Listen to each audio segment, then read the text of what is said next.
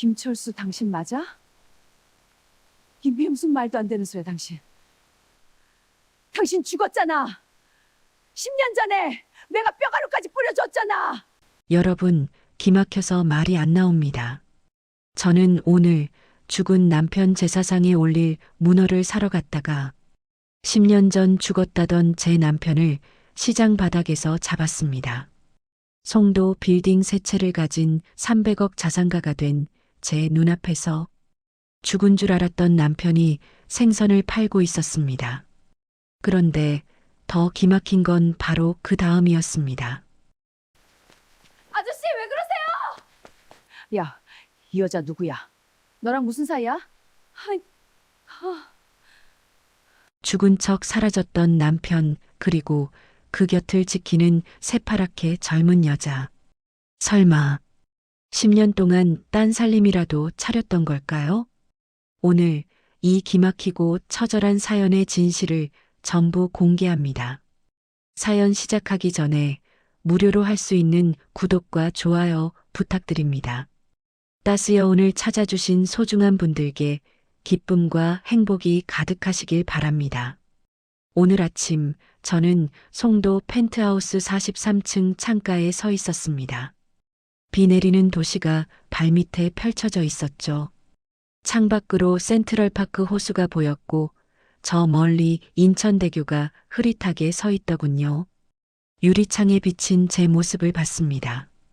단정하게 올린 머리, 캐시미어 가디건, 손목에 시계. 10년 전 빚쟁이들한테 쫓기던 박영순과는 전혀 다른 사람이었죠. 하지만 오늘은 달랐습니다. 1년에 딱 한 번 제가 회장직을 내려놓는 날이거든요.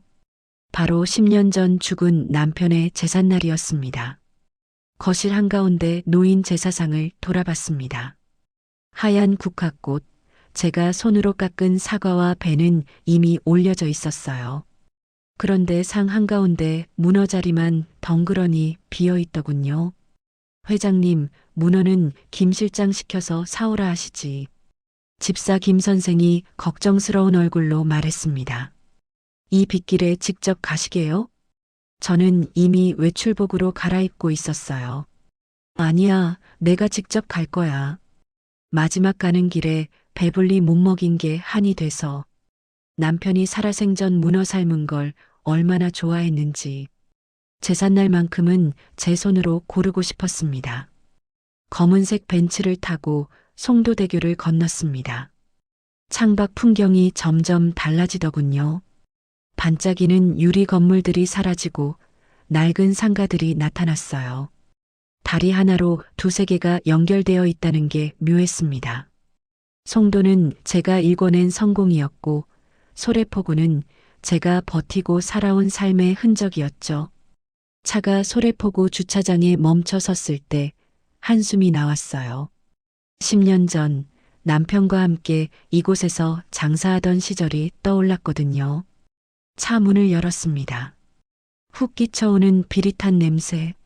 송도의 커피 향과는 완전히 달랐어요. 이곳은 땀 냄새와 생선 비린내가 먼저 올라왔습니다. 우산을 펴고 시장 안으로 들어섰습니다. 빗물에 젖은 바닥이 질척거렸어요. 천막 사이로 새는 빗물이 여기저기 웅덩이를 만들고 있었죠. 이모, 오늘 광어 싸게 줄게. 여기 꽃게 봐. 살 꽉 찬 거. 상인들의 호객 소리가 빗소리를 뚫고 귓가를 때렸습니다. 저는 조심스럽게 발을 옮겼어요. 명품 구두 밑창에 진흙물이 튀었지만 신경 쓸 겨를이 없었습니다. 오늘만큼은 박 회장이 아니었으니까요. 그냥 남편 제사 지내러 온 박영순이었죠. 문어 자판들이 하나둘 보이기 시작했습니다. 저는 천천히 자판들을 둘러봤어요. 제일 크고 싱싱한 놈을 골라야 했거든요. 그때였습니다. 떨이요. 오늘 마지막 떨이. 생물 문어 반가. 반가. 그 목소리. 저는 들고 있던 우산 손잡이를 놓칠 뻔했습니다. 귀가 윙하고 울리는 것 같았어요. 세상의 모든 빗소리가 순간 멈춘 듯 했죠. 온몸에 전기가 흐르는 것 같았습니다. 심장이 미친 듯이 뛰기 시작했어요. 꿈에서도 잊지 못했던 쉰 목소리였습니다. 담배를 너무 많이 피워서 갈라진 그 목소리. 설마, 아니겠지. 저는 애써 고개를 저었습니다. 내가 요즘 너무 피곤해서 헛것을 듣나? 그 사람은 10년 전에 죽어서 뼈가루가 되었으니까요. 하지만 그 목소리는 제 귓가에 들러붙어 떨어지질 않았습니다. 떨이요. 다리가 8개라 문어. 아줌마, 이거 사가. 특유의 그 농담. 장사할 때 손님들 웃기려고 하던 그 썰렁한 농담까지 똑같았습니다. 손이 부들부들 떨렸어요. 아니야, 아닐 거야. 10년 전에 죽었잖아. 저 갯벌에서 익사했잖아. 하지만 제 발은 이미 이성이 시키기도 전에 소리가 나는 쪽으로 움직이고 있었습니다. 시장 구석, 비가 줄줄 새는 낡은 천막 쪽으로. 저는 인파를 헤치고 그쪽으로 걸어갔어요. 심장이 목구멍까지 치밀어 올랐습니다. 가까워질수록 그 목소리가 더 선명해졌어요. 싱싱한 생물 문어. 오늘만 이 가격. 저는 발걸음을 멈췄습니다. 낡은 천막 아래 좌판 하나. 그 앞에 파란색 앞치마를 두른 남자가 쪼그리고 앉아 있었어요. 허리가 굽은 채로 문어를 손질하고 있었죠. 한쪽 다리를 절뚝거리며 거친 손으로 문어 다리를 펼치고 있었습니다. 저는 한 걸음 더 다가갔어요. 그 남자의 옆모습이 보이기 시작했습니다. 뒤통수에 난 점, 왼쪽 귀가 오른쪽보다 조금 더 큰 것. 아니야. 설마. 남자가 기침을 했어요. 어깨를 으쓱하며 기침하는 버릇. 그 순간 저는 그 자리에 뿔이라도 박힌 것처럼 움직일 수가 없었습니다. 김철수. 10년 전 죽었다던 제 남편이었습니다. 빗물이 얼굴을 타고 흘러내렸습니다. 입술이 바짝 말라붙었죠. 목구멍에서 말이 나오질 않았습니다. 이게 꿈인가 생시인가. 저는 눈을 질끈 감았다가 다시 떴어요. 바람이 불었습니다. 천막이 펄럭이며 남편의 얼굴이 정면으로 보였어요. 10년 전보다 훨씬 더 깊어진 주름. 검게 그을린 피부, 빠진 앞니 하나. 하지만 그 눈만큼은 틀림없었습니다. 제가 20년을 같이 살았던 그 사람의 눈이었어요. 죽었다고, 10년 전에 죽었다고 믿었던 그 사람. 지금 여기 소래포구 시장 바닥에서 생선을 팔고 있었습니다. 철수 씨. 제 입에서 그 이름이 터져 나왔습니다. 저는 이미 우산을 내팽개치고 있었어요. 명품 구두가 진흙탕에 박히든 말든, 블라우스가 빗물에 젖든 말든 상관없었습니다. 김철수, 김철수. 제 목소리를 들은 남편이 고개를 번쩍 들었습니다. 손에 쥐고 있던 문어가 떨어졌어요. 남편의 눈이 휘둥그레졌죠. 그 눈에 공포가 스쳐 지나갔습니다. 당황이 보였어요. 그리고 죄책감이 동시에 번졌죠. 영순아. 남편의 입에서 제 이름이 새어나왔습니다. 그런데 그 다음 순간 남편은 뒷걸음질을 치기 시작했어요. 오지 마. 영순아, 오지 마. 오지 말라고요? 10년 만에 죽은 남편을 봤는데 오지 말라고요? 저는 미친 사람처럼 뛰어들어갔습니다. 주변 상인들이 깜짝 놀라 저를 쳐다봤어요. 하지만 제 눈엔 아무것도 들어오지 않았습니다. 오직 저 남자만 보였죠. 남편은 허겁지겁 뒤로 물러났습니다. 뒤에 쌓여있던 스티로폼 생선 상자에 걸렸어요. 쿵 하는 소리와 함께 남편이 바닥에 나뒹굴었습니다. 상자에서 얼음물이 쏟아져 나왔어요. 남편의 옷을 적셨죠. 저는 그 순간을 놓치지 않았습니다. 남편의 손목을 낚아챘어요. 도망치려고 발버둥 치는 남편의 팔을 꽉 붙잡았습니다. 그 손을 잡는 순간 온몸에 전율이 흘렀어요. 차가운 손이었습니다. 10년 전 따뜻하고 부드러웠던 그 손이 아니었어요. 거칠고 굳은 살로 뒤덮여 있었습니다. 손가락 마디마디가 굵어져서 마치 나무 뿌리처럼 울퉁불퉁했죠. 저는 남편의 멱살을 잡았습니다. 벌떡 일으켜 세웠어요. 빗물에 흠뻑 젖은 남편의 얼굴이 보였습니다. 10년이라는 세월이 이 사람한테 얼마나 잔인했는지. 눈가에 깊은 주름, 반백이 된 머리카락, 왼쪽 앞니가 빠져서 드러난 잇몸, 햇빛에 그을려 가죽처럼 거칠어진 피부. 하지만 그 눈빛만큼은 여전했어요. 겁먹은 토끼처럼 떨고 있는 제가 너무나 잘 아는 그 눈빛이었습니다. 당신, 죽은 거 아니었어? 남편의 멱살을 쥔 제 손이 부들부들 떨렸어요. 눈에서 뜨거운 것이 흘러내렸습니다. 빗물인지 눈물인지 구분이 안 갔죠. 내가 직접 화장터까지 갔었잖아. 목소리가 떨렸습니다. 영순아, 미안해, 미안해. 남편이 떨리는 목소리로 중얼거렸어요. 저는 남편의 옷깃을 더 세게 움켜쥐었습니다. 그때 제 눈에 들어온 게 있었어요. 남편의 거칠고 검게 변한 약지 손가락. 거기 살을 파고들 듯 끼워진 금반지 하나. 녹이 슬고 찌그러져서 형태도 알아보기 힘들었습니다. 하지만 저는 단번에 알 수 있었어요. 10년 전 우리 식당 개업하던 날, 돈이 없어서 종로 뒷골목에서 제일 싼 걸로 맞췄던 그 14K 커플링. 그날이 떠올랐습니다. 금은방 앞에서 가격표를 보고 망설이던 남편. 영순아, 내가 나중엔 꼭 다이아 박힌 걸로 바꿔줄게. 그때까지만 이거 끼고 참자. 내 손을 잡고 울먹이며 약속했던 그 반지가 왜 지금 저 살아있는 남자의 손가락에 끼워져 있냐는 말입니다. 반지에 낀 때를 봤어요. 10년 동안 한 번도 빼지 않았던 것 같았습니다. 안쪽에 새겨진 작은 글씨까지 기억났어요. 영원히 함께.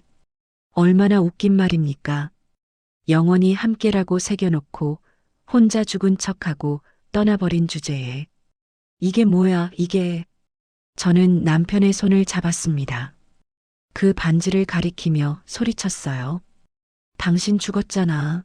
내가 이 반지 관 속에 같이 넣어줬잖아. 목소리가 커졌습니다. 그럼 당신 진짜 누구야? 유령이야, 뭐야? 주변에서 사람들이 모여들기 시작했어요. 저기 무슨 일이야? 부부싸움 하나 봐. 아니, 저 여자 옷 좀 봐. 명품 아니야? 웅성거리는 소리가 들렸습니다. 하지만 저는 신경 쓸 겨를이 없었어요. 그때였습니다. 골목 안쪽에서 젊은 여자가 뛰어나왔어요. 우산도 없이 가스물이나 넘었을까 싶은 생머리를 길게 늘어뜨린 여자였습니다. 아저씨, 왜 그러세요? 그 여자가 다급하게 외쳤습니다. 이쪽으로 달려왔어요. 무슨 일이세요? 남편이 제 손을 뿌리치려 발버둥 쳤습니다. 지은아, 얼른 들어가. 그러면서도 남편은 습관처럼 주머니를 뒤졌어요. 꼬깃꼬깃한 돈 뭉치를 꺼냈습니다. 그 여자한테 건네려고 했죠. 이거 가지고 얼른 방세 내. 얼른. 그 순간 저는 머릿속이 새하얘지는 걸 느꼈습니다. 살아있었구나. 죽은 척 숨어서 새파랗게 어린 여자랑 딴 살림을 차리고 살았구나. 10년 동안 저랑 아이들이 죽은 줄 알고 울고불고 할 때 이 인간은 여기서 젊은 여자랑 방세 걱정이나 하며 살았던 거구나. 그런데 더 기가 막힌 건 그 다음이었어요. 급하게 돈을 건네면서도 남편은 습관처럼 지폐 모서리를 탁탁 쳤습니다. 엄지에 침을 퇴 묻혔어요. 한 장 한 장 세고 있는 겁니다. 1,000원짜리, 5,000원짜리가 뒤섞인 그 돈. 침 발라가며 세는 남편의 모습. 저는 온몸에 소름이 돋았어요. 송도 펜트하우스 43층의 주인이 된 제 눈앞에서 고작 몇천 원을 침발라가며 세고 있는 저 꼴이라니. 저 손가락 끝에 검은 때, 손톱 밑에 생선 비린내, 파스 냄새가 진동하는 낡은 옷. 이게 제가 사랑했던 남자의 마지막 모습이란 말입니까? 당신, 정말 이렇게 살았어? 제 목소리가 차갑게 식어갔습니다. 분노가 아니었어요. 환멸이었습니다. 김 실장, 제 낮은 목소리에 수행기사가 다가왔습니다. 190cm가 넘는 건장한 체격의 김 실장이 우산을 받쳐들고 나타났어요. 주변 사람들이 스르륵 비켜섰죠. 저는 남편을 가리키며 말했습니다. 이 인간 차에 태워. 당장. 네, 회장님. 김 실장이 말없이 남편 곁으로 갔습니다. 놓으세요. 저 안 가요. 남편이 발버둥 쳤어요. 지은아, 지은아. 하지만 소용없었습니다. 김 실장이 남편의 팔을 잡자 남편은 꼭두각시처럼 붕 떠올랐어요. 10년간의 막노동으로 근육이 다 빠진 남편의 몸은 너무나 가벼워 보였습니다. 시장 상인들이 웅성거리며 몰려들었어요. 저기 무슨 일이야? 회장님이라고 하던데? 아니, 저 여자 옷 좀 봐. 완전 부잣집 사람 같은데. 검은색 벤츠 S클래스가 시장 입구에 서 있었습니다. 빗물에 젖어 번들거리는 차체. 주변의 낡은 좌판들과는 너무나 대조적이었죠. 저는 그 광경을 보며 씁쓸하게 웃었습니다. 10년 전 저도 저 좌판 중 하나에서 생선을 팔았거든요. 남편과 함께. 김 실장이 남편을 뒷좌석에 밀어 넣었습니다. 저도 반대편 문을 열고 탔어요. 차 문이 닫히는 순간 쾅! 바깥의 시끄러운 소음과 빗소리가 차단됐습니다. 고급 가죽 시트의 냄새가 코를 찔렀어요. 은은한 공조 시스템의 바람소리만이 흘렀죠. 하지만 그 정적을 깨는 건 퀴퀴한 냄새였습니다. 파스 냄새, 생선 비린내, 땀 냄새, 벤츠의 고급스러운 가죽 냄새와 뒤섞이며 차 안을 가득 채웠어요. 저는 창문을 열까 하다가 참았습니다. 이 냄새를 맡아야 했거든요. 이 사람이 10년 동안 어떻게 살았는지 확인해야 했으니까요. 남편은 제 눈도 마주치지 못하고 창밖만 바라보고 있었습니다. 빗물에 젖은 옷에서 물이 뚝뚝 떨어졌어요. 가죽 시트를 적시고 있었죠. 저는 천천히 남편을 살펴봤습니다. 정말 제대로 살펴봤어요. 목 뒤를 봤습니다. 파스가 덕지덕지 붙어 있었어요. 하나, 둘, 셋, 넷, 다섯. 5장이 넘게 붙어 있었습니다. 셔츠 소매 사이로 보이는 팔뚝. 시퍼런 멍 자국들이 보였어요. 무거운 것을 들다가 생긴 멍이겠죠. 손을 봤습니다. 손등에는 칼에 베인 자국들이 여러 개 있었어요. 손가락은 마디마디가 굵어져서 반지가 파고들 정도였습니다. 손톱 밑에는 검은 때와 생선 비린내가 배어 있었죠. 이게 제가 상상했던 모습이 아니었습니다. 나 없이 호의호식하며 편하게 살았을 거라 생각했어요. 젊은 여자 만나서 행복하게 새 인생 살았을 거라 생각했죠. 그런데 이 사람은 몸을 갈아 넣으며 살았더군요. 뼈가 부서지도록 일을 하며 살았습니다. 당신, 아파? 제 입에서 나도 모르게 그 말이 나왔어요. 남편이 깜짝 놀라 저를 쳐다봤습니다. 그 눈에 눈물이 그렁그렁 맺혀 있었어요. 미안해, 영순아. 정말 미안해. 미안하긴 뭐가 미안해. 저는 차갑게 말했습니다. 말해. 저 여자가 누구냐고. 남편이 입을 다물었어요. 저는 목소리를 높였습니다. 10년 동안 말이야. 제 목소리가 떨렸어요. 우리 준영이, 지영이 아비 없이 울며 클 때 당신은 여기서 저 여자랑 희희낙낙하고 있었어? 남편이 고개를 세차게 저었습니다. 아니야, 아니야, 그런 거 아니야. 기어들어가는 목소리였어요. 집주인 딸이야. 나 얹혀 사는 쪽방이 있거든. 그 주인집 딸이라고. 집주인 딸? 쪽방? 저는 남편을 다시 쳐다봤습니다. 빗물에 젖은 낡은 옷, 구겨진 파란 앞치마, 절뚝거리던 다리, 어딜 가나 회장님 소리 듣고 사는 저 박영순의 남편이 쪽방에서 산다고요? 그래, 딴 여자는 아니라고 치자. 저는 차갑게 말했어요. 근데 왜 하필 저기야? 왜 우리한텐 안 오고 남의 집 딸년 곁을 지키고 있었냐고. 남편이 고개를 푹 숙였습니다. 어깨가 떨리기 시작했어요. 흐느끼는 소리가 들렸습니다. 갈 수가 없었어. 무슨 얼굴로 가? 남편의 목소리가 갈라졌습니다. 나 때문에 당신이랑 애들이 빚쟁이들한테 시달렸잖아. 내가 죽어야 보험금이라도 나와서 살 수 있다고 했잖아. 뭐라고요? 저는 귀를 의심했습니다. 보험금? 그 보험금 타려고 죽은 척 했다고요? 그래서 제 목소리가 얼음처럼 차가워졌어요. 그게 우리를 위한 거였다고? 남편이 고개를 들었습니다.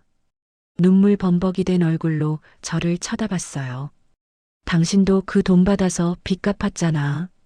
내가 돌아갔으면 다 토해내고 길거리에 나앉았다고. 목소리가 커졌습니다. 다 당신이랑 애들 위해서였어. 내가 죽어야 너희가 산다고.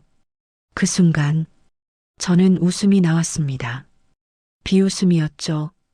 돈? 저는 남편을 똑바로 쳐다봤어요. 네가 돈이면 다인 줄 알아? 목소리를 낮췄습니다. 애들한테 필요한 건 돈이 아니라 아비였어. 남편의 얼굴이 하얗게 질렸어요. 아비가 있어야 애들이 학교에서 놀림 안 당하는 거야. 아비가 있어야 애들이 밤에 아빠 꿈 안 꾸는 거라고. 제 목소리가 떨렸습니다. 돈으로 빚은 갚을 수 있어도 애들 마음속 구멍은 못 메운다고. 남편이 흐느끼기 시작했어요. 온몸을 떨며 울었습니다. 저는 차창에 머리를 기댔어요. 눈을 감았습니다. 10년 전 그날이 떠올랐거든요. 그때였습니다. 밖에서 누군가 우리 차를 부서져라 두드렸어요. 쾅쾅쾅. 아까 그 아가씨 지은이었습니다. 우산도 없이 빗속을 달려온 모양이었어요. 머리카락이 얼굴에 들러붙은 채 울고 있었죠. 김 실장이 제지하려 했지만 저는 손짓으로 멈췄습니다. 창문을 내렸어요. 사모님, 아저씨 데려가지 마세요. 지은이 숨을 헐떡이며 소리쳤습니다. 아저씨 나쁜 사람 아니에요. 저는 차갑게 쏘아붙였습니다. 아가씨가 뭘 안다고 그래요? 제가 다 봤어요. 10년 동안 다 봤다고요. 지은이 울먹이며 소리쳤어요. 저는 아무 말 없이 지은을 쳐다봤습니다.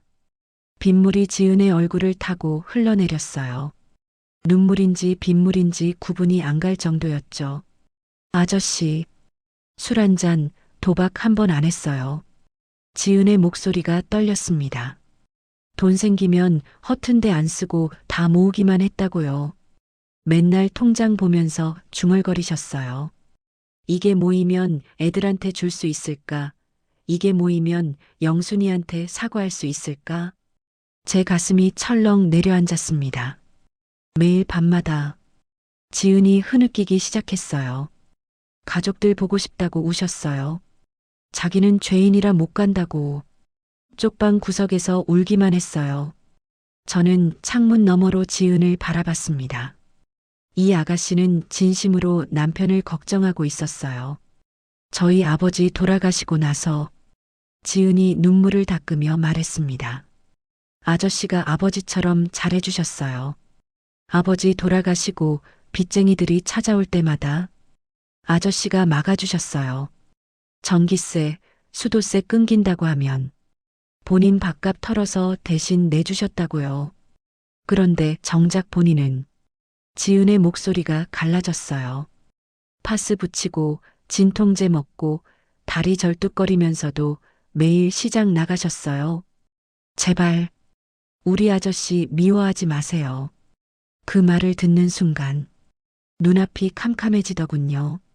고마운 게 아니라 피가 거꾸로 솟았습니다. 내 새끼들은 아비 없이 10년을 서러움 속에 살았는데 남의 집 딸내미 빚 갚아주며 가장 노릇을 해? 지 자식들은 팽개치고 여기서 소꿉놀이를 하고 있었단 말이야? 배신감에 치가 떨려 손이 올라가려던 찰나였습니다. 지은이 울먹이며 덧붙였어요. 아저씨가 그러셨어요. 제가 따님이랑 나이가 똑같다고. 술만 드시면 제 이름 대신 지영아, 지영아 부르면서 우셨다고요. 순간 올려붙이려던 제 손이 허공에서 멈췄습니다. 이 멍청한 인간이 집에 못 가는 죄책감을 저 아가씨한테 쏟아붓고 있었던 겁니다. 내 딸 지영이한테 못 해준 걸 저 아가씨한테 해주면서 속죄하고 있었던 거라고요. 그 말을 듣는 순간 치밀어 오르던 배신감은 멈췄습니다. 하지만 화가 풀린 건 아니었어요. 오히려 더 기가 찼습니다. 바람난 것도 아니고 방탕하게 산 것도 아니고 그저 미련하게 자기 죄책감에 갇혀서 10년 세월을 벌받는 죄수처럼 살았구나. 그 미련함이 더 사무치게 미웠습니다. 그래서 저는 더 차갑게 굴기로 했습니다. 아가씨, 제 목소리는 여전히 칼날 같았습니다. 네, 계좌번호 남기고 가요. 네, 무슨, 그동안 내 남편 밥값, 약값, 월세, 전부 내가 갚을 테니까. 지은이 놀란 눈으로 저를 쳐다봤습니다. 김 실장, 명함 줘. 김 실장이 명함을 꺼내 창문 밖으로 내밀었습니다. 지은이 떨리는 손으로 명함을 받았어요. 거기로 청구해요. 10원 한 장 빼놓지 말고 남의 집 가장 데리고 있어준 수고비까지 쳐줄 테니까. 아니에요. 그런 거 바라고 한 게. 그냥 빠지세요. 이 사람은 내 남편이고 셈은 내가 치러야 하니까. 저는 매정하게 창문을 올려버렸습니다. 밖에서 지은이 뭐라고 외치는 소리가 들렸지만 저는 듣지 않았습니다. 차 안에는 다시 무거운 정적만이 흘렀어요. 남편은 고개를 푹 숙인 채 아무 말도 하지 못했습니다. 저는 남편을 쳐다봤어요. 빗물에 젖어 초라하게 움츠린 남편의 어깨. 10년이라는 세월이 이 사람을 얼마나 짓눌렀는지 보였습니다. 하지만 저는 마음을 굳게 먹었어요. 아직은 아니었습니다. 아직 이 사람을 받아들일 준비가 되지 않았어요. 저는 남편을 돌아보며 낮게 으르렁거렸습니다. 사실대로 말해. 왜 죽은 척했어? 왜 10년 동안 안 나타났어? 남편이 입술을 달달 떨며 말했습니다. 그때 사고 났을 때 뉴스 보고 알았어. 내가 죽은 줄 알더라고. 폭우에서 발을 헛디뎌 빠졌는데 떠내려가다가 어민배에 구조됐어. 근데 뉴스에선 실종됐다고 며칠 뒤엔 죽은 걸로 나오더라. 남편이 고개를 들었어요. 그때 딱 한 가지 생각만 들더라. 차라리 내가 진짜로 죽은 사람이 되면 보험금 3억은 나오겠구나. 뭐? 제 목소리가 날카로워졌습니다. 내가 살아서 돌아가면 그 지옥이 다시 시작되는 거였어. 사채업자놈들이 집 보증금 빼가고 애들 학교 찾아가서 난장판 칠 게 뻔했잖아. 근데 내가 죽어주면 3억이 나오잖아.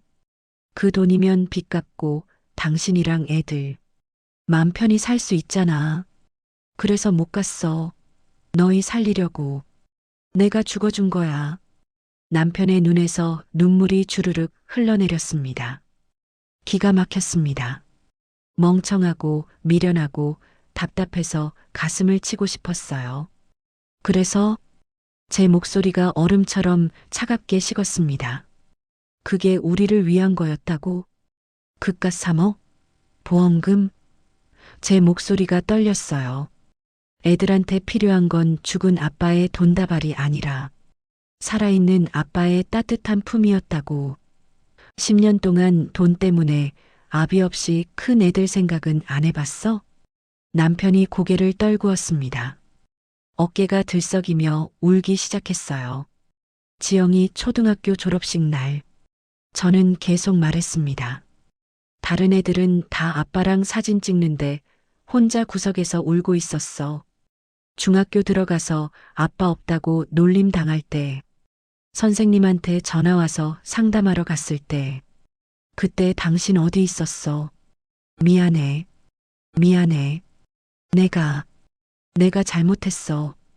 돈으로 빚은 갚을 수 있어도. 저는 차창 밖을 봤어요. 애들 마음속 구멍은 못 메운다고. 준영이 군대 갈 때도, 지영이 대학 입학할 때도, 남들 다 있는 아빠가 없어서 우리 애들만 고개 숙이고 있었어. 제 눈에서도 눈물이 흘러내렸습니다. 남편은 아무 말도 못하고 어린아이처럼 엉엉 울기 시작했습니다. 저는 차창에 머리를 기댔어요. 눈을 감았습니다. 남편에게 소리는 질렀지만 사실 제 마음 한구석도 무너져 내리고 있었습니다.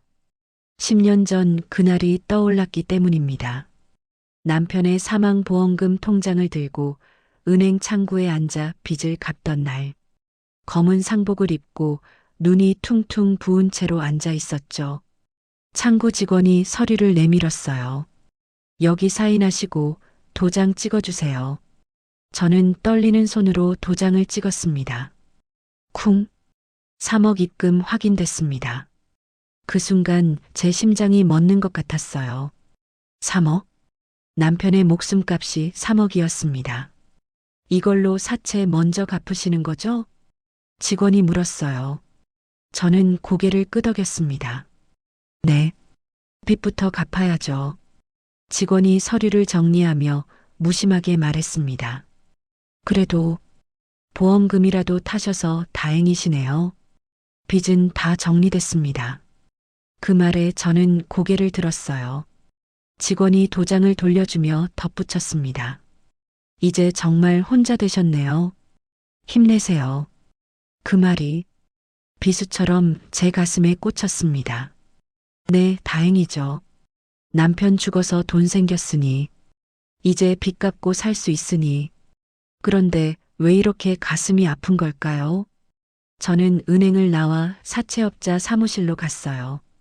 빚 독촉 전화를 하던 그 남자 앞에 통장을 내밀었습니다. 여기 있어요. 다 갚을게요. 사채업자가 통장을 보더니 씩 웃었어요. 이게 뭐야? 보험금? 남편 죽어서 돈 생겼네? 축하해요. 저는 아무 말도 하지 않았습니다. 그냥 돈만 다 갚고 나왔어요. 그 돈으로 빚을 다 갚았습니다. 2억 5천. 25년 동안 갚아야 할 돈을 한 번에 갚았어요. 남은 5천만 원으로 작은 포장마차를 시작했습니다. 새벽 4시에 일어나서 밤 12시에 들어오는 생활이었죠. 아이들은 혼자 밥 먹고, 혼자 숙제하고, 혼자 컸습니다. 엄마는 돈 벌러 나가고, 아빠는 죽었으니까. 그렇게 5년을 악착같이 벌었어요. 포장마차가 작은 식당이 됐습니다. 식당이 2개가 됐어요. 그리고 부동산에 투자하기 시작했죠. 10년이 지난 지금, 저는 송도 바닥을 쥐고 흔드는 박 회장이 됐습니다. 물론, 그 3억이 씨앗은 됐겠죠. 하지만 그 씨앗을 틔운 건 제 피땀이었습니다. 남편이 남긴 빚 갚고 식당 바닥 기어다니며 번 돈으로 지금의 빌딩을 세운 건 오로지 제 몫이었으니까요. 저는 눈을 떴어요. 남편이 여전히 울고 있었습니다. 그때 저는 깨달았습니다. 이 미련한 남자는 그걸 알고 있었던 겁니다. 자기가 살아 돌아오면 제가 쌓아 올린 이 모든 것이 무너질까봐, 보험금 사기로 저를 범죄자로 만들까봐, 그게 무서워서 10년 동안 저 비린내 나는 시장 바닥을 기어다니며 숨어 살았던 겁니다. 가자. 제가 낮게 말했습니다. 어디를? 남편이 눈물 범벅이 된 얼굴로 저를 쳐다봤어요. 당신 산다는 그쪽 방. 저는 차창 밖을 봤습니다. 가보자고. 이 사람의 말이 진짜인지 아니면 비겁한 변명인지 내 눈으로 직접 확인해야 했습니다. 김 실장. 네, 회장님. 거기로 가요. 주소는? 남편이 떨리는 목소리로 대답했어요. 소래포구. 시장 뒤쪽 골목. 3번지. 차가 출발했습니다. 저는 창밖을 봤어요. 10년 동안 남편이 살았던 곳. 그곳에 가면 뭐가 있을까요? 정말 이 사람이 저희를 그리워하며 살았을까요? 아니면 그것마저도 거짓말일까요? 빗물이 창을 타고 흘러내렸습니다. 마치 눈물처럼. 차가 시장 뒤편 골목으로 들어섰습니다. 골목은 점점 좁아졌어요. 벤츠가 겨우 지나갈 정도였죠. 양옆으로 낡은 건물들이 늘어서 있었습니다. 페인트가 벗겨진 벽, 녹슨 철문, 깨진 유리창. 10년 전 제가 살던 동네와 비슷했어요. 아니, 그때보다 더 낡았습니다. 여기입니다. 김 실장이 차를 세웠어요. 저는 창밖을 봤습니다. 3층짜리 낡은 건물 하나가 보였어요. 외벽에는 곰팡이가 시커멓게 피어 있었죠. 저기 2층이에요. 남편이 떨리는 목소리로 말했습니다. 저는 차 문을 열고 내렸어요. 빗물이 고인 골목길을 걸었습니다. 명품 구두가 진흙탕에 잠겼지만 상관없었어요. 건물 입구에 도착했습니다. 철문이 삐걱거리며 열렸어요. 계단을 올라갔습니다. 시멘트 계단에는 곳곳이 금이 가 있었어요. 벽지는 군데군데 찢어져 있었죠. 2층에 도착했을 때 좁은 복도에 문이 3개 보였어요. 남편이 제일 안쪽 문을 가리켰습니다. 저기에요. 저는 문 앞에 섰어요. 문짝에는 페인트가 벗겨져 있었습니다. 문고리는 녹이 슬어 갈색으로 변해 있었죠. 남편이 주머니를 뒤져 열쇠를 꺼냈어요. 손이 떨려서 열쇠 구멍에 제대로 넣지 못했습니다. 저는 남편의 손에서 열쇠를 빼앗았어요. 직접 문을 열었습니다. 찰칵. 문이 열리자 훅 끼쳐오는 곰팡이 냄새가 코를 찔렀어요. 습기 찬 공기가 얼굴을 때렸습니다.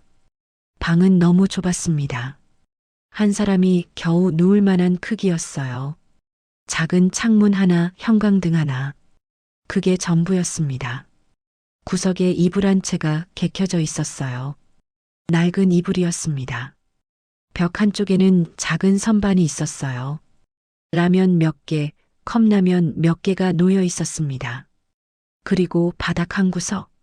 낡은 라면 박스 하나가 놓여 있었어요. 저는 그 박스를 쳐다봤습니다. 이게 뭐야?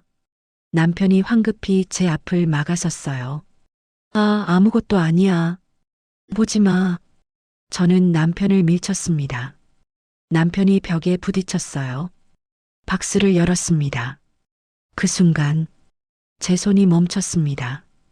박스 안에는 돈다발이 없었어요. 통장도 없었습니다. 운동화 한 켤레가 들어 있었어요. 아동용 운동화였습니다. 빨간색 줄무늬가 있는 운동화. 10년 전 유행하던 디자인이었죠. 그 옆에는 여자 내복이 접혀 있었어요. 분홍색 내복. 역시 10년 전 스타일이었습니다. 저는 운동화를 집어들었어요. 뒤꿈치를 봤습니다. 240mm. 우리 아들 준영이는 지금 군대 다녀와서 26입니다. 발 사이즈가 280mm예요. 이 운동화는 10년 전 준영이가 중학생 때 신던 사이즈였습니다. 저는 내복을 펼쳐봤어요. 태그를 확인했습니다. 여성 5 사이즈. 제가 10년 전에 입던 사이즈였어요. 지금은 66 사이즈를 입는데 박스 안을 더 뒤졌습니다. 작은 수첩 하나가 나왔어요. 수첩을 펼쳤습니다. 남편의 악필로 빽빽하게 적혀 있었어요. 준영이 좋아하는 것, 짜장면, 농구, 게임. 지영이 좋아하는 것, 떡볶이, 인형, 그림 그리기. 영순이 좋아하는 것, 꽃게탕, 드라마, 산책. 10년 전 기억 그대로였습니다. 준영이는 지금 짜장면 안 먹어요. 다이어트 때문에. 지영이는 인형 안 좋아해요. 이미 다 성인이 됐으니까. 저는 지금도 꽃게탕 좋아하긴 하지만 수첩 마지막 장에는 이렇게 적혀 있었어요. 준영이 군대 제대하면 면접 볼 때 매일 넥타이 사주기. 지영이 대학 입학하면 예쁜 분홍색 루즈 하나 사주기. 그리고 영순이 생일에 예쁜 꽃다발 사주기. 저는 수첩을 놓았습니다.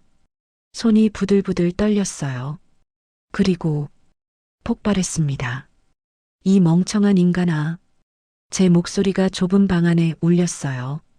준영이 발이 지금 280이야. 280? 10년 전 240짜리를 사놓고 뭐 한 거야? 저는 운동화를 집어 남편에게 던졌습니다. 남편의 가슴에 운동화가 맞았어요.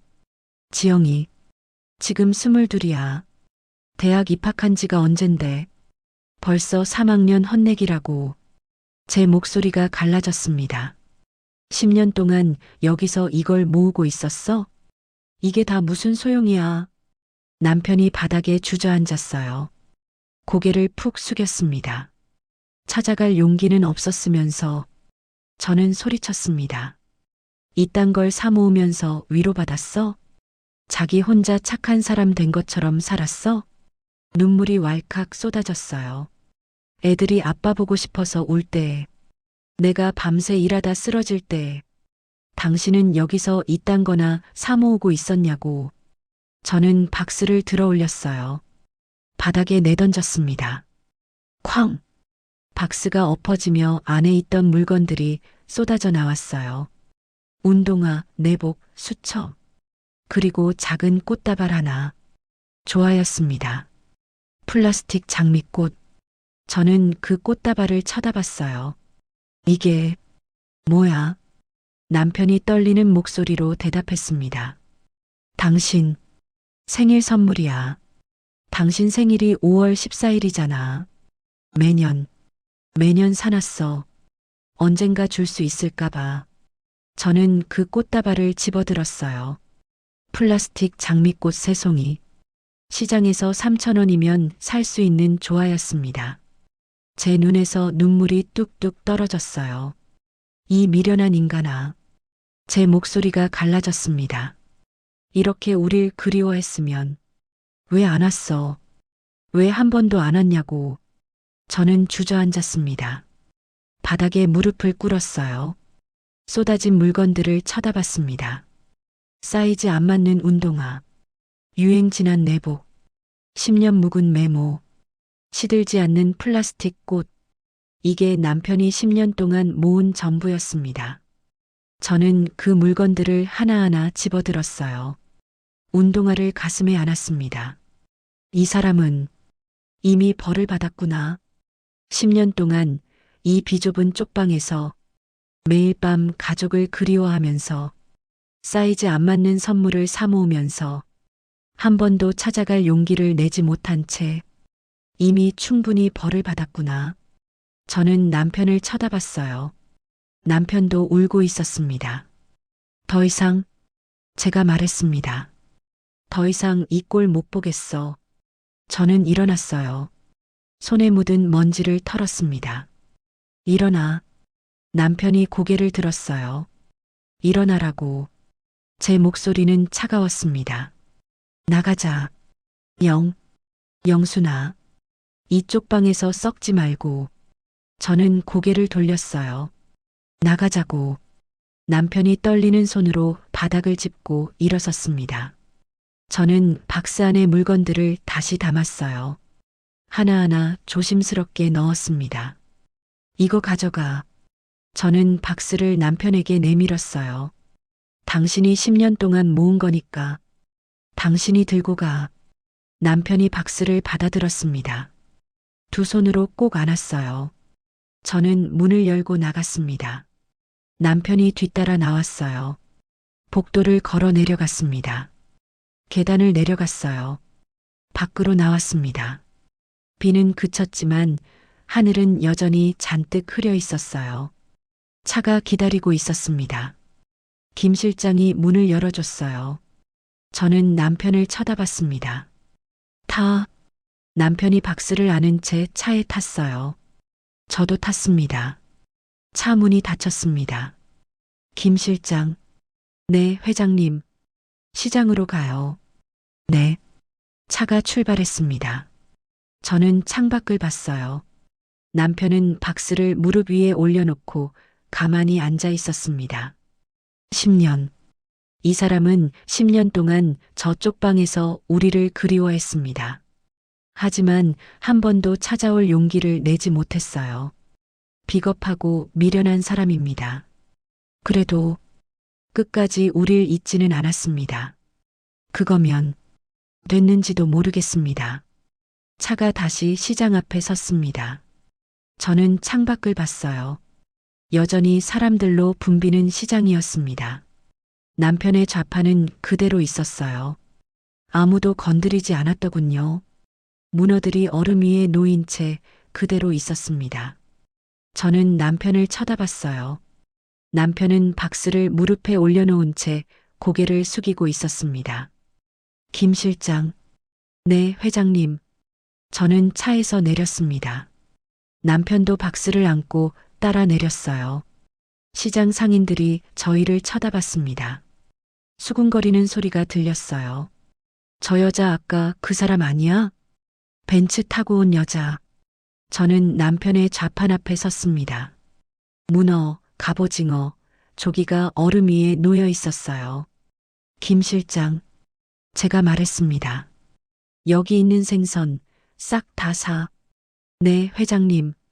주변 상인들이 웅성거리기 시작했어요. 저는 계속 말했습니다. 옆 좌판, 그 옆 좌판도. 이 줄 전체 생선 다 사. 회장님? 김 실장이 놀라서 물었습니다. 돈은 2배로 쳐줘. 저는 차갑게 말했습니다. 시세의 2배. 주변이 술렁거렸습니다. 뭐라고? 2배? 그리고 저는 목소리를 높였어요. 근처 무료급식소가 어디 있어? 한 상인이 손을 들었습니다. 여기서 10분 거리에 있어요.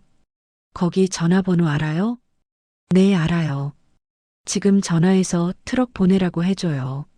생선 기부할 거라고 오늘 저녁 식사 준비하라고 전해줘요.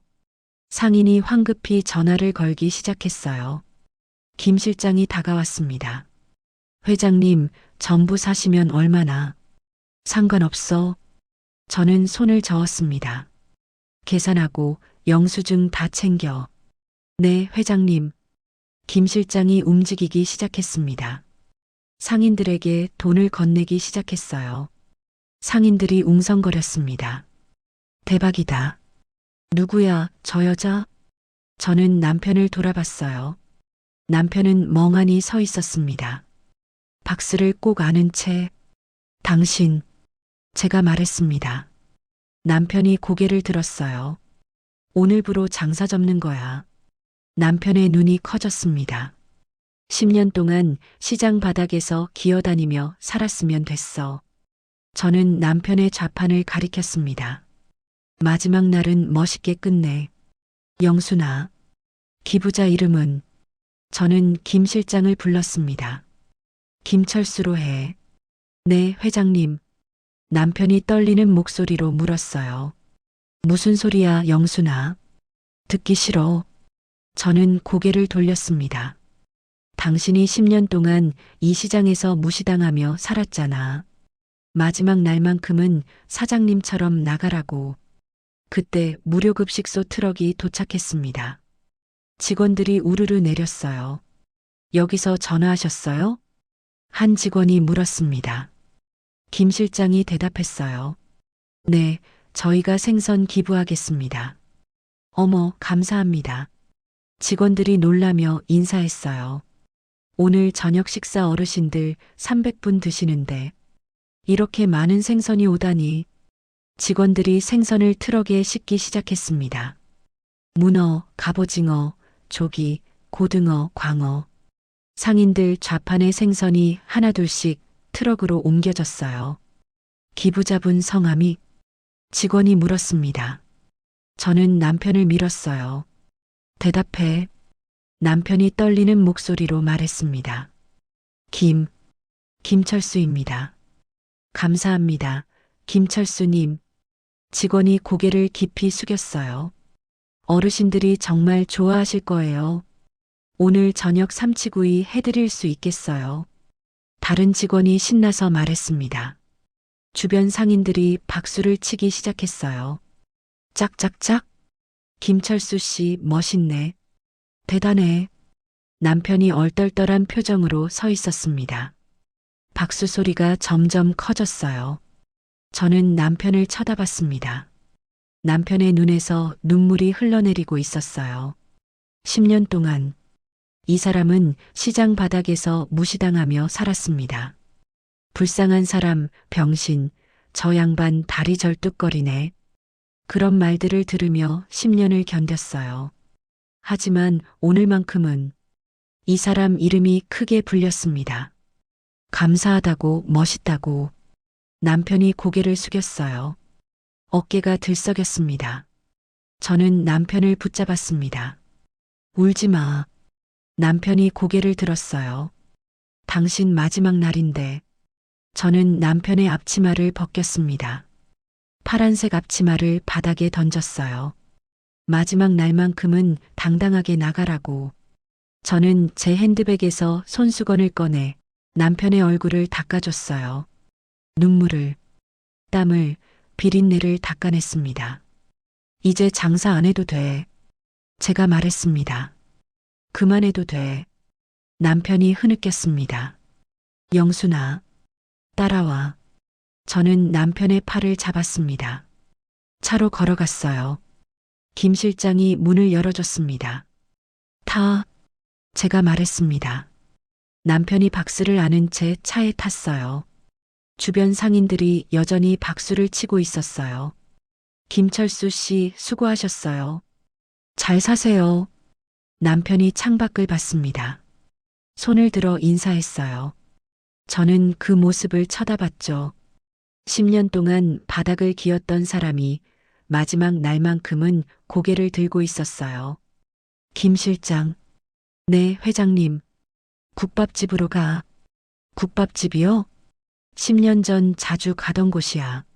저는 남편을 쳐다봤습니다. 여기서 5분 거리, 시장 입구 쪽에 있어. 아, 거기요. 알겠습니다. 차가 출발했습니다. 남편이 저를 쳐다봤어요. 영순아, 우리 밥 먹어야지. 저는 창밖을 봤습니다. 10년 만에 같이 먹는 밥이야. 남편은 아무 말도 하지 못했죠. 저도 더 이상 말하지 않았어요. 차는 조용히 시장을 빠져나가 빗물에 젖은 도로를 달렸어요. 하늘은 여전히 흐렸지만 빗줄기는 멈춰 있었습니다. 구름 사이로 햇살이 조금씩 비치기 시작했어요. 저는 그 햇살을 쳐다봤습니다. 10년 만에 남편과 함께 보는 햇살이었습니다. 남편도 창밖을 보고 있었어요. 박스를 무릎에 올려놓은 채 그 안에는 사이즈 안 맞는 운동화와 유행 지난 내복이 들어 있었습니다. 10년 동안 모은 그리움이 들어 있었어요. 이제 그 박스를 집으로 가져갈 겁니다. 준영이한테, 지영이한테 보여줄 거예요. 아빠가 10년 동안 너희를 잊지 않았다고. 비록 찾아올 용기는 없었지만 한 번도 잊은 적은 없었다고. 그렇게 말해줄 겁니다. 차는 계속 달렸습니다. 국밥집을 향해. 차가 출발하고 5분쯤 지났을까요? 제 핸드폰이 울렸습니다. 저는 핸드백에서 핸드폰을 꺼냈어요. 액정에 뜬 이름. 우리 딸 지영이. 그 순간 옆에 앉은 남편이 숨을 멈췄습니다. 남편의 시선이 제 핸드폰 화면에 고정됐어요. 우리 딸 지영이 10년 만에 보는 딸의 이름이었습니다. 남편의 거친 손이 허공에서 바들바들 떨렸습니다. 입술이 파르르 떨렸어요. 온몸이 얼어붙은 것처럼 굳어 있었습니다. 저는 남편에게 눈짓을 했어요. 조용히 해. 남편이 고개를 끄덕였습니다. 두 손으로 입을 막았어요. 저는 통화 버튼을 누르고 스피커폰을 켰어요. 여보세요? 엄마. 지영이의 다급한 목소리가 차 안에 울려 퍼졌습니다. 왜 이렇게 전화를 안 받아? 그 목소리를 듣자마자 남편의 눈에서 눈물이 왈칵 쏟아졌어요.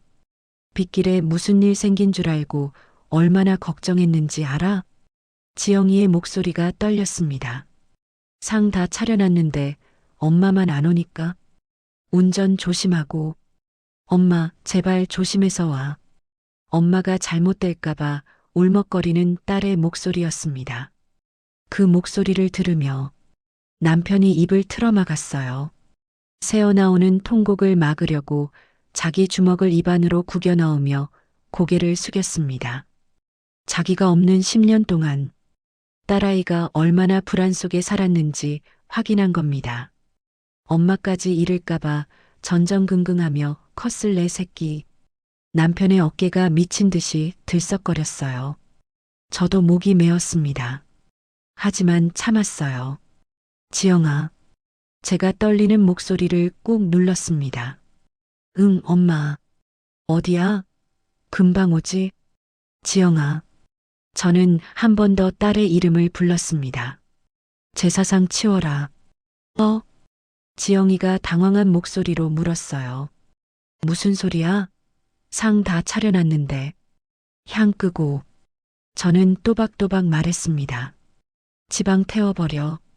오늘 제사 안 지낸다. 엄마. 지영이의 목소리가 떨렸어요. 갑자기 그게 무슨. 저는 눈을 질끈 감았다 떴습니다. 네 아빠. 전화기 너머로 정적이 흘렀습니다. 살아서 간다. 제사상이 아니라. 제가 말했습니다. 저녁 밥상 차려놔라. 엄마. 지영이의 목소리가 떨렸어요. 지금. 뭐라고. 혼자 가는 거 아니야. 저는 남편을 쳐다봤습니다. 네 아빠 데리고 간다. 엄마, 정신 차려. 지영이가 다급하게 소리쳤어요. 무슨 일 있어? 어디 아파? 저는 차분하게 말했습니다. 네 아빠는 10년 동안 소래포구에서 생선 팔며 살았어. 오늘 내가 데리고 간다. 집에서 기다려. 전화를 끊었습니다. 차 안에는 남편의 억눌린 오열 소리만 가득 찼습니다. 10년 만에 듣는 딸의 목소리. 아빠 없이 엄마까지 잃을까봐 전전긍긍하며 컸을 내 새끼. 남편은 창문에 머리를 박고 짐승처럼 울었습니다. 온몸을 떨며 울었어요. 저는 핸드백에서 휴지를 꺼냈습니다. 휴지 통째로 남편에게 던져줬어요. 울지 마. 남편이 고개를 들었습니다. 눈이 퉁퉁 부어 있었어요. 눈 퉁퉁 부어서 애들 만날 거야? 저는 차갑게 말했습니다. 남편이 휴지로 눈물을 닦았어요. 하지만 눈물은 계속 흘러내렸습니다. 똑바로 하고 있어. 제가 말했습니다. 이제 진짜 아빠 노릇하러 가는 거니까. 남편이 고개를 끄덕였습니다. 응, 알았어. 알았어, 영순아. 떨리는 손으로 계속 눈물을 닦았어요. 그때 핸드폰이 다시 울렸습니다. 아들 준영이. 저는 전화를 받았습니다. 역시 스피커폰을 켰어요. 엄마. 준영이의 다급한 목소리가 울려 퍼졌습니다. 지영이가 무슨 소리 하는 거야? 아빠가 살아계시다고? 엄마, 지금 어디야? 누구 만났어? 저는 조용히 말했습니다. 준영아. 엄마, 정말 괜찮아? 준영이의 목소리가 떨렸어요. 누가 뭐래? 엄마 속인 거 아니야? 남편이 그 말을 듣고 입술을 깨물었습니다. 네 아빠 맞아. 저는 남편을 쳐다봤습니다. 10년 동안 소래포구 시장에서 생선 팔며 살았어. 뭐? 준영이의 목소리가 커졌어요. 그게 무슨, 오늘 데리고 간다. 저는 단호하게 말했습니다. 집에서 기다려. 엄마, 네 아빠. 저는 남편의 떨리는 손을 쳐다봤습니다. 많이 늙었어. 다리도 절뚝거리고, 손에는 굳은 살이 박혀 있고, 온몸에 파스 냄새나. 남편이 고개를 숙였습니다. 그래도 네 아빠야. 준영이가 아무 말도 하지 못했어요. 알았지? 응, 엄마. 전화를 끊었습니다. 남편은 두 손으로 얼굴을 감싸고 있었어요. 어깨가 들썩이고 있었습니다. 준영이, 내 새끼. 남편이 중얼거렸어요. 저는 창밖을 봤습니다. 빗줄기는 완전히 멈춰 있었어요. 구름 사이로 햇살이 비치고 있었습니다. 당신, 남편이 고개를 들었어요. 눈물 범벅이 된 얼굴이었습니다. 애들 만나면 저는 남편을 쳐다봤습니다. 똑바로 사과해. 10년 동안 비겁하게 도망쳤다고, 미안하다고, 이제부터 제대로 아비 노릇하겠다고. 남편이 고개를 끄덕였습니다. 그래, 그래야지. 당연히 그래야지. 그리고 저는 남편의 손을 쳐다봤어요. 애들 손잡아. 당신 손이 거칠어도 굳은 살 박혔어도 그래도 애비 손이니까 꼭 잡아줘. 남편이 자기 손을 내려다봤습니다. 거친 굳은 살이 박힌 손. 10년 동안 시장 바닥에서 생선을 만지며 생긴 손이었어요. 알았어. 남편이 떨리는 목소리로 대답했습니다. 꼭 잡아줄게. 저도 제 손을 내려다봤어요. 매니큐어가 발라진 깨끗한 손, 반지가 반짝이는 손. 10년 전에는 남편 손처럼 거칠었습니다. 포장마차 하면서 손이 트고 갈라졌었죠. 하지만 이제는 다릅니다. 저는 빌딩 세 채를 가진 회장이 됐고 남편은 시장 바닥을 기었습니다. 그래도 오늘부터는 다시 함께 갈 겁니다. 김 실장. 네, 회장님. 집으로 가. 저는 창밖을 봤습니다. 애들이 기다리고 있어. 저는 남편을 쳐다봤어요. 빨리 가야지. 알겠습니다, 회장님. 차가 속도를 높였습니다. 남편이 박스를 꼭 안고 있었어요. 10년 동안 모은 그리움이 담긴 박스를. 저는 그 박스를 쳐다봤습니다. 사이즈는 안 맞지만 마음은 담겨 있었습니다. 당신, 제가 말했습니다. 남편이 저를 쳐다봤어요. 준영이가 너 닮았어. 목소리. 저는 남편을 쳐다봤어요. 목소리가 당신이랑 똑같아. 남편의 눈에서 또 눈물이 흘러내렸습니다. 지영이는. 저는 다시 창밖을 봤어요. 나 닮았어. 성격이. 그래서 둘이 맨날 싸워. 똑같이 고집세거든. 남편이 울먹이며 웃었습니다. 당신이 없는 10년 동안 애들 참 잘 컸어. 미안해. 남편이 고개를 숙였어요. 미안하다고 하지 마. 저는 고개를 돌렸습니다. 애들한테 해. 응, 알았어. 차는 빠르게 달렸습니다. 집을 향해. 10년 만에 온 가족이 모이는 날이었습니다. 제사상이 아니라 밥상에서 죽은 사람이 아니라 살아 돌아온 사람으로 송도 펜트하우스에 도착했습니다. 차에서 내려 엘리베이터를 탔어요. 남편은 박스를 꼭 안은 채 벽에 붙어 서 있었습니다. 엘리베이터가 올라갔어요. 10층, 20층, 30층, 맨 꼭대기 펜트하우스까지. 딩동. 문이 열렸습니다. 저는 먼저 나갔어요. 남편이 뒤따라 나왔습니다. 복도에는 고급스러운 카펫이 깔려 있었고 벽에는 그림이 걸려 있었죠. 남편이 주변을 둘러봤습니다. 입을 다물지 못했어요. 여기가 우리 집이야? 남편이 떨리는 목소리로 물었습니다. 저는 대답하지 않았어요. 현관 앞에 섰습니다. 도어락에 비밀번호를 눌렀어요. 띠리링. 문이 열렸습니다. 들어가려는데 남편이 문 앞에 서서 움직이지 않았어요. 저는 구두를 벗고 들어갔습니다. 뒤를 돌아봤죠. 남편은 여전히 현관 밖에 서 있었습니다. 번쩍이는 대리석 바닥이 조명을 받아 빛나고 있었어요. 남편은 그 바닥을 쳐다봤습니다. 자기 운동화를 내려다봤죠. 비에 젖은 운동화. 흙탕물이 튄 운동화. 낡고 지저분한 운동화였죠. 남편이 발을 꼼지락거렸습니다. 뭐해? 안 들어오고. 제가 퉁명스럽게 말했습니다. 저기, 영순아. 남편이 쭈뼛거렸어요. 나 발 좀 닦고 들어가야 되냐? 여기, 너무 깨끗해서.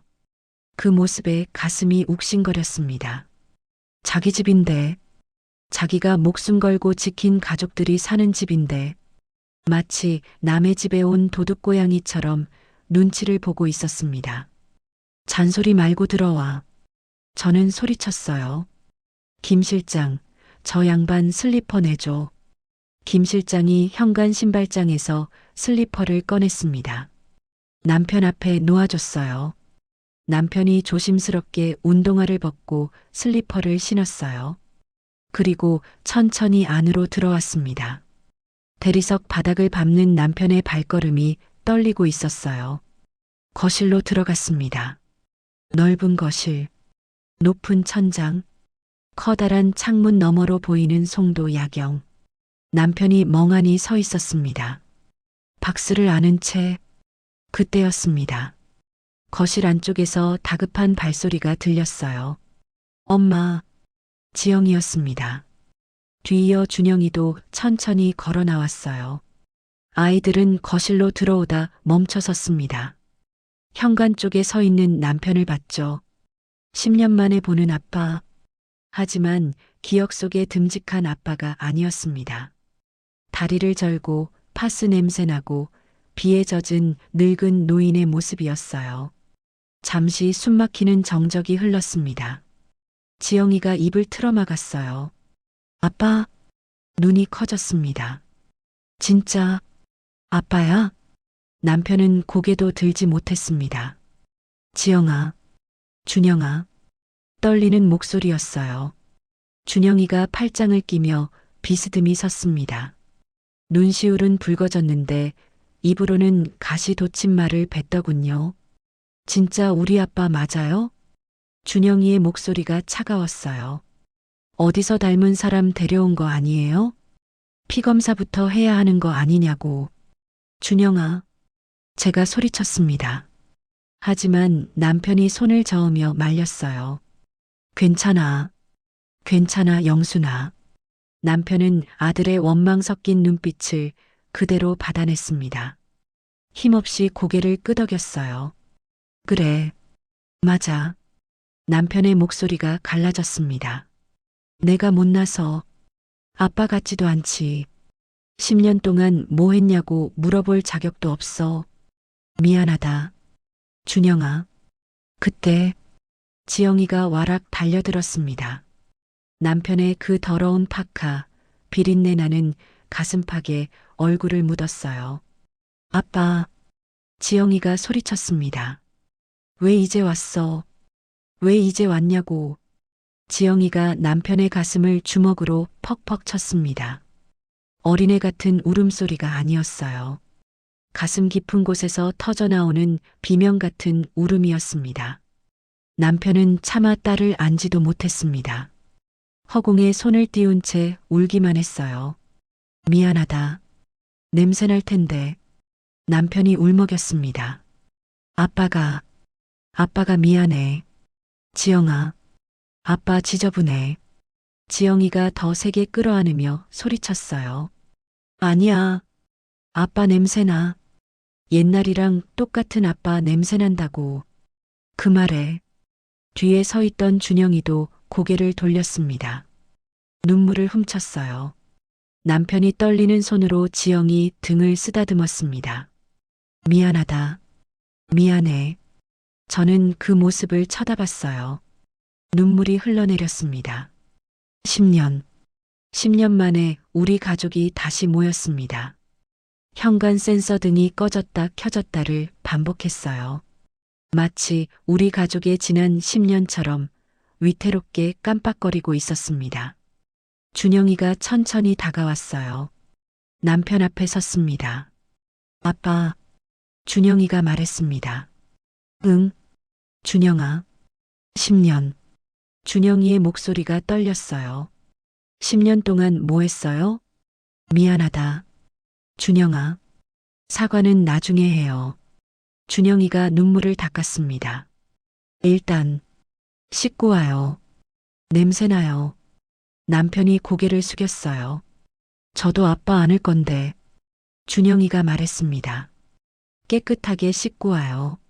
남편이 고개를 끄덕였습니다. 응, 알았어. 저는 김 실장을 불렀어요. 욕실 준비 좀 해줘. 네, 회장님. 남편이 김 실장을 따라 안쪽으로 갔습니다. 박스를 소파에 내려놓고요. 남편이 사라지자 지영이가 저에게 달려왔어요. 제 품에 안겼습니다. 엄마. 지영이가 울먹였어요. 아빠 진짜 살아있었어? 응. 저는 지영이 머리를 쓰다듬었습니다. 살아있었어. 준영이도 다가왔어요. 저를 쳐다봤습니다. 엄마, 우리 이제 어떻게 돼요? 저는 두 아이를 쳐다봤습니다. 같이 살아야지. 제가 말했습니다. 뭐 어떻게 해? 식구인데. 준영이가 눈물을 닦았어요. 아빠, 많이 늙었어요. 응. 저는 고개를 끄덕였습니다. 많이 늙었어. 10년 동안 혼자 시장 바닥에서 기어다니며 살았으니까. 지영이가 흐느꼈습니다. 저는 소파에 놓인 박스를 쳐다봤어요. 그 안에 들어있는 운동화와 분홍색 루즈. 너희 아빠. 제가 말했습니다. 한 번도 너희를 잊은 적 없어. 비겁하게 도망쳤지만 끝까지 너희를 버리진 않았어. 준영이와 지영이가 박스를 쳐다봤습니다. 나중에 보여줄게. 저는 두 아이를 안았어요. 너희 아빠가 10년 동안 뭐 했는지 세 식구가 꼭 안고 있었습니다. 욕실에서 물소리가 들렸어요. 남편이 10년 만에 제대로 된 샤워를 하고 있었습니다. 우리 집에서 우리 가족과 함께 욕실에서 남편이 나왔습니다. 김 실장이 준비해준 옷을 입고 있었어요. 깨끗한 면바지, 단정한 셔츠. 하지만 어색했습니다. 10년 동안 파란 앞치마만 입고 살았던 사람이 갑자기 깨끗한 옷을 입으니 마치 남의 옷을 훔쳐 입은 사람처럼 쭈뼛거렸습니다. 남편이 머뭇거리며 식탁으로 다가왔습니다. 여전히 다리를 절뚝거리며 말이죠. 거실 한가운데 놓여있던 제사상은 치워졌습니다. 대신 식탁 위에 김이 모락모락 나는 밥상이 차려져 있었어요. 소고기 묵국, 갈비찜, 잡채. 죽은 귀신한테 올리려던 음식이 살아 돌아온 사람의 저녁상이 되었습니다. 앉아. 제가 턱짓으로 의자를 가리켰습니다. 남편이 조심스럽게 식탁 끝자리에 앉았습니다. 준영이와 지영이도 맞은편에 앉았죠. 10년 만에 온 가족이 함께 앉은 식탁. 하지만 남편은 숟가락을 들고도 먹질 못하고 눈치만 보고 있었어요. 먹어. 식어. 저는 국그릇을 남편 쪽으로 툭 밀어줬습니다. 남편이 떨리는 손으로 숟가락을 들었습니다. 그런데 국물 맛도 안 보고 손이 먼저 식탁 옆 소금통으로 가더군요. 탁, 탁. 소금 2번. 그리고 후추통을 들어 톡. 그 모습을 보는 순간 저와 아이들의 시선이 동시에 남편의 손에 꽂혔습니다. 10년 전에도 그랬습니다. 국이 싱겁든 짜든 일단 소금 2번, 후추 1번 치던 저 고집스러운 습관. 제가 몇 번을 고치려고 했었죠. 간도 다 맞춰놨는데 왜 쳐? 요리한 사람 무시해? 하지만 남편은 늘 허허 웃으며 그랬습니다. 습관이야, 습관. 짭짤해야 밥이 넘어가지. 그 버릇, 그대로였습니다. 아, 남편이 우리 시선을 느끼고 멈칫했습니다. 미안. 나도 모르게 황급히 소금통을 내려놓으려 했습니다. 제가 젓가락을 탁 내려놓았습니다. 그리고 남편의 손목을 덥석 잡았습니다. 변한 게 하나도 없네. 이 사람은. 제 목소리가 떨렸습니다. 나 없이도 밥은 잘 챙겨 먹고 살았나 봐. 입맛은 그대로인 거 보니까. 대신 우리 애들 속만 썩어 문드러졌지. 제 타박에 남편이 멋쩍게 웃었습니다. 울다가 웃다가 얼굴이 엉망이었습니다. 분위기가 무거워지자 준영이가 툭 한마디 던졌습니다. 아빠, 소금 좀 그만 쳐요. 준영이의 목소리는 퉁명스러웠지만 눈가는 붉어져 있었습니다. 그러다 고혈압 걸려요. 이제 와서 병수발까지 들게 할 거예요? 남편이 고개를 푹 숙였습니다. 응, 미안하다. 안 칠게. 지영이도 코를 훌쩍이며 거들었습니다. 맞아. 엄마 봐, 또 울잖아. 누가 울어? 저는 눈물을 훔치며 소리쳤습니다. 밥이나 먹어. 오늘 이거 다 못 먹으면 아무도 못 일어나. 남편이 조심스럽게 국을 한술 떴습니다. 입에 넣고 눈을 감았습니다. 맛있다. 남편이 떨리는 목소리로 말했어요. 10년 만에 먹어보는 집밥이다. 국그릇에 눈물이 똑똑 떨어졌어요. 죽은 줄 알았던 남편이 내 눈앞에서 밥을 먹고 있습니다. 소금을 치고 쩝쩝거리며 살아있다는 소리를 내고 있습니다. 그게 너무 사무쳐서 제 국도 넘어가지 않았습니다. 준영이가 물었어요. 아빠, 그동안 뭐 먹고 살았어요? 남편이 잠시 머뭇거리다 웃었습니다. 라면. 주로 라면 먹었지. 라면이 제일 싸고 맛있으니까. 그래도 너희가 굶지 않고 산다는 거 그 생각하면 배불렀어. 거짓말. 자기가 굶으면서 우리가 밥 먹는 생각만으로 배불렀다니. 저 미련한 거짓말에 가슴이 미어졌습니다. 저는 국그릇을 내려놓았습니다. 당신, 제가 불렀습니다. 앞으로는 하루 세끼 꼬박꼬박 먹어. 라면 말고 고기 반찬에 따뜻한 밥 먹어. 응, 알았어. 그리고 저는 소금통을 다시 남편 손에 쥐어줬습니다. 소금, 쳐서 먹어. 남편이 놀란 눈으로 저를 쳐다봤습니다. 영순아, 짜게 먹어서 고혈압 걸리면. 저는 남편의 눈을 똑바로 보고 말했습니다. 내가 고쳐줄게. 나 돈 많아.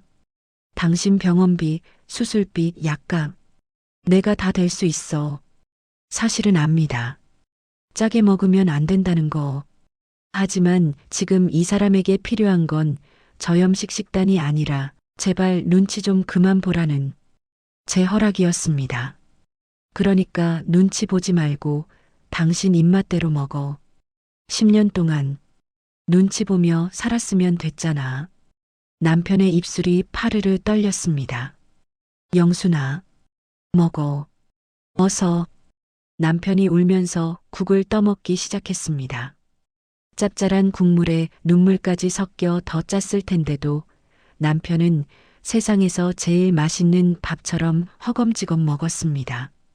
식탁 위에 달그락거리는 숟가락 소리, 후루룩 국 마시는 소리, 살아있는 소리들이 채워졌습니다. 10년 동안 제사상 앞에서 혼자 울던 저, 10년 동안 쪽방에서 식은 라면만 먹던 남편. 오늘 우리는 다시 식구가 되었습니다. 식사가 끝났습니다. 거실 소파에 앉았어요. 남편은 여전히 가시방석에 앉은 사람처럼 안절부절 못했습니다. 손을 무릎 위에 얹었다가 떼었다가 반복했어요.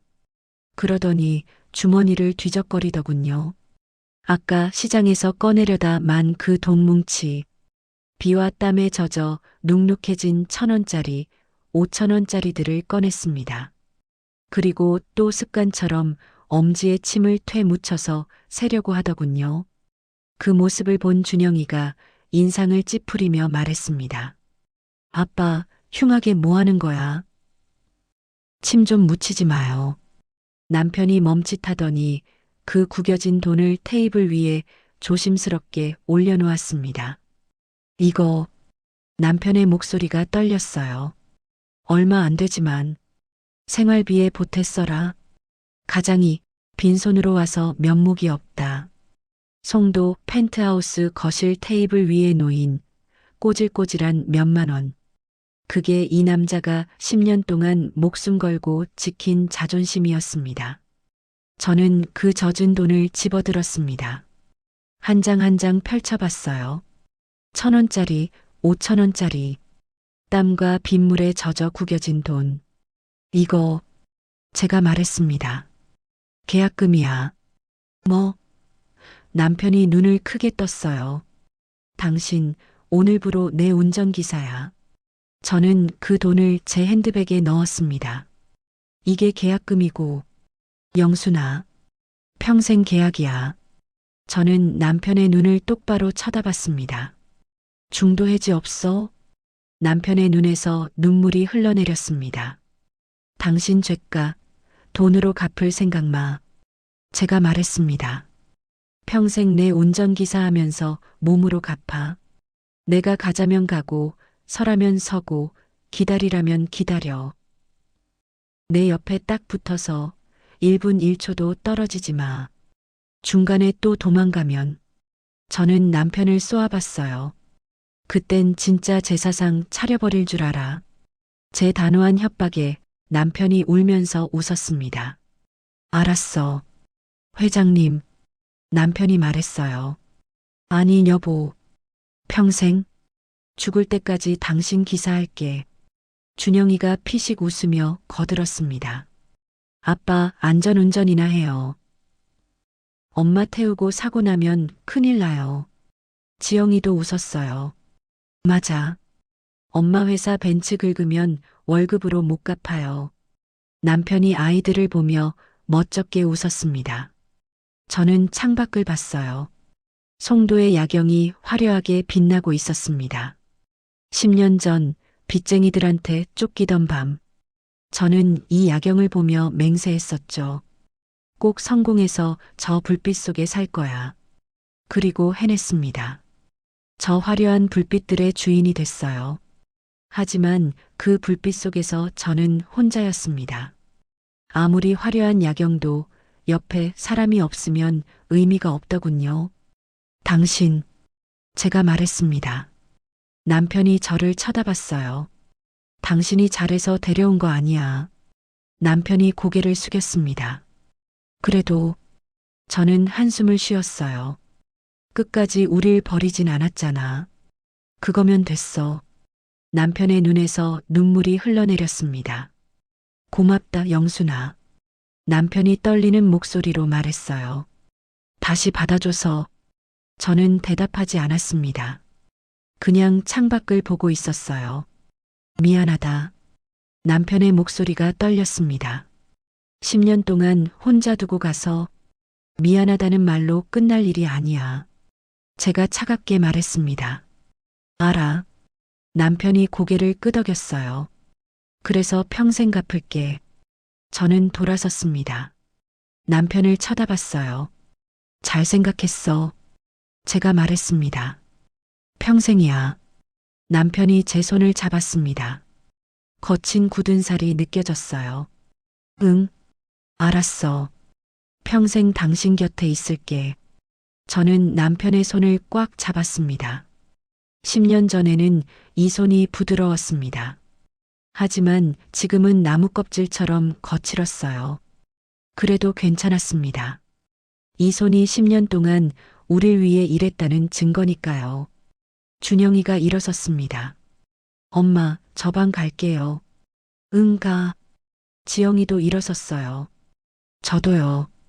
아빠 방 정리해야 해요. 아빠 방? 남편이 놀라서 물었습니다. 당연하죠. 지영이가 웃었어요. 엄마랑 같이 쓸 거 아니면 방 따로 있어야죠.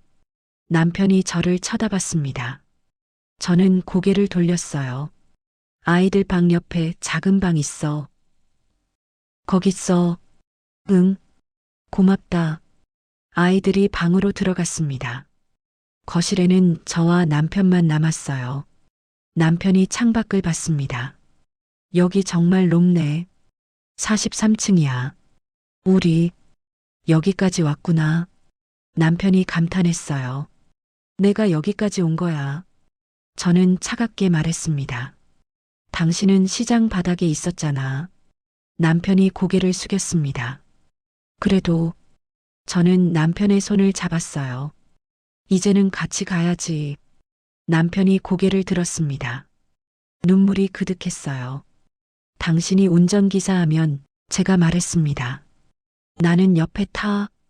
같이 가는 거야. 남편이 제 손을 꼭 잡았습니다. 비겁하게 도망쳤던 남편은 그날부로 제 전속 운전기사가 되었습니다. 저는 돈 대신 사람을, 제사상 대신 밥상을 선택했습니다. 여러분, 돈이 없으면 불행하지만 돈만 있다고 행복한 건 아니더군요. 10년 만에 찾은 내 사람. 비록 늙고 병들었지만 저는 이 사람과 함께 인생이라는 길을 다시 달려보려 합니다. 300억이 있어도 혼자였던 저. 몇만 원밖에 없어도 가족과 함께인 지금. 어느 쪽이 더 행복한지는 말하지 않아도 아시겠죠. 오늘 박영숙 회장님의 사연 어떠셨나요? 지금 이 영상을 어디에서 보고 계신가요? 출근길, 지하철, 퇴근 후 집, 혹은 새벽 잠 못 드는 밤. 여러분의 이야기도 댓글로 들려주세요. 오늘 영상이 마음에 와 닿으셨다면 구독과 좋아요로 응원해주세요. 지금까지 따스여운이었습니다. 오늘도 행복한 하루 되시고 늘 건강하세요.